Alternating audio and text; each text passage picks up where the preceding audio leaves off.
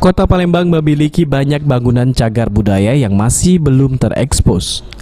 Setelah Kampung Al-Munawar, kini pemerintah Kota Palembang melalui Dinas Pariwisata dan Dinas Kebudayaan akan mengembangkan kawasan 14 Ulu Kecamatan Seberang Ulu 2 menjadi Kampung Bingen karena banyak bangunan rumah yang berusia ratusan tahun. Rumah-rumah yang ditinggali penduduk di kawasan ini ada yang sudah berusia lebih dari 300 tahun dan ditinggali oleh 4 generasi. Meski sudah berusia ratusan tahun, rumah ini masih berdiri kokoh karena dibangun dengan kayu unglen atau kayu jati yang sangat kuat. Beberapa bagian bangunan seperti jendela, pagar, dan ornamen masih asli. Beberapa bagian rumah ini dibangun dengan arsitektur Eropa dan Arab. Beberapa bagian dari rumah dirakit di Singapura dan langsung dibawa ke Palembang untuk dipasang. Jati sama unglen. Kalau ini profilnya untuk khas apa nih? Profil ini khas Eropa campur Arab lah. Dia langsung dirakit di Singapura, langsung dibawa sini, langsung dipasang kan. Oh, sampai sini tinggal pasang dulu. Tinggal pasang. Jadi sudah didesain sana, datang sini tinggal dipasang.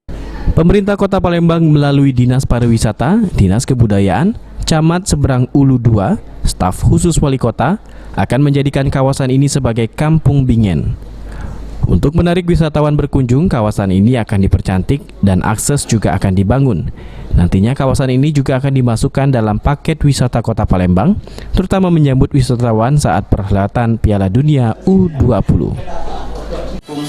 Ini akan menjadi nilai jual kita yang sangat tinggi pada saat kita nanti menyelenggarakan perhelatan akbar sepak bola dunia U20 di tahun 2021 tahun depan. Tentunya apa yang saya sampaikan tadi, kita harus semua bergerak, semua mendukung, ya. Terutama masyarakatnya juga harus sadar bahwa ini ada potensi wisata di sini.